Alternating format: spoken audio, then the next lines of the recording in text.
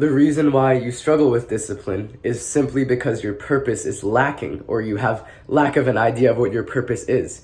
For an example, let's say you have a broken leg, okay, and you're just chilling at home. Your doctor says, oh, you shouldn't even try and walk for the next 6 months. But your house catches on fire, and if you don't get out of there fast, you're gonna die. What do you think you're gonna do?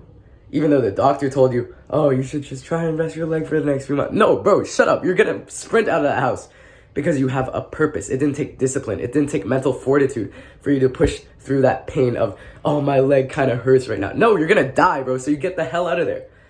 It's no longer a choice. And that's why we struggle with discipline. It's because we view it as a choice.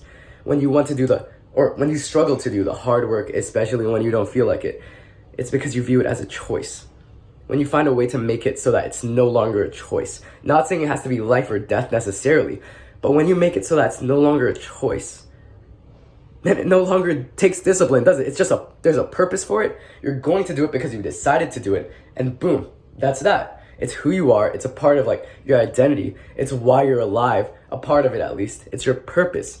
Now, if you connect what you're trying to achieve to your purpose, then everything that aligns with it it's not going to take much discipline, is it? Because sure, it's gonna need willpower. You're gonna need like, oh, some days you aren't gonna feel like it. Sure. But it's gonna be a heck of a lot of an easier choice when it's not even a choice in the first place.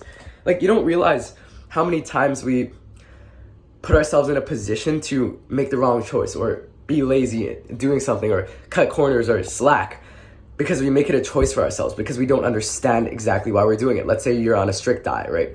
You're only allowed to eat veggies or meat or whatever, but you can't have any junk food. But okay, because you're diabetic. And let's say if you continue your bad habits, eating junk food and eating cake and all that, you're gonna die by like in the next few years. However, you go to this birthday party, right? Oh my gosh, a birthday party. You're coping to yourself saying like, oh, it's a special occasion. I just get to eat this cake just this once.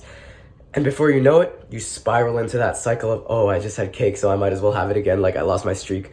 And I'm just gonna start on Monday or whatever. Like, shut up, bro. You don't realize the purpose of why you're doing what you do, and that is your downfall.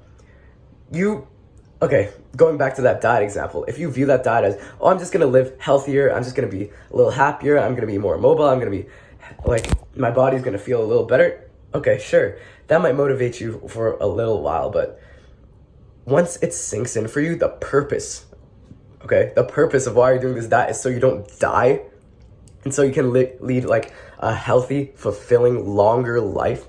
Boom, all of a sudden eating the cake is no longer an option because why? Because it ends your life. And when you really dig deep into that's the purpose, then it becomes easy for you. It becomes easy, like not gonna say easy or simple, but it becomes heck of a lot easier to not eat that cake. And I'm not saying like you don't need discipline at all. No, discipline is a skill. Willpower is a skill you need to develop. And you're not always going to feel like it no matter how difficult or how much of a life or death situation something is. But what I'm saying is you're missing out on a lot of the power of the threat that your purpose or lack of purpose can give you, right? There's a threat. If you don't fulfill whatever your purpose is, there's going to be something terrible that happens, whether it's death or whether it's you're bedridden for the rest of your life, whatever it is, I don't care, whatever it is. You need to keep that negative consequence in mind. Because not only does the positive benefit of sticking to a discipline have to push you, or pull you, I would rather say, but you also have to be pushed by a negative influence, something that you're running away from. Going back to that diet analogy, you're being pulled by, oh, I'm gonna lead a healthier lifestyle. Oh, I'm gonna live longer. Oh, I'm gonna be happier, healthier, blah, blah, blah.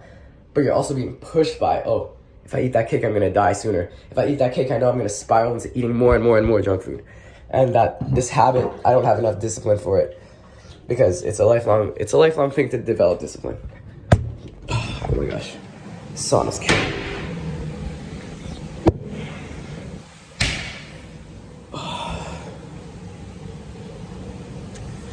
I just got back from Canada. It's 3 a.m. in Canada right now. I don't want to be in the sauna. Why am I in the sauna? Because I have a purpose. I have a purpose.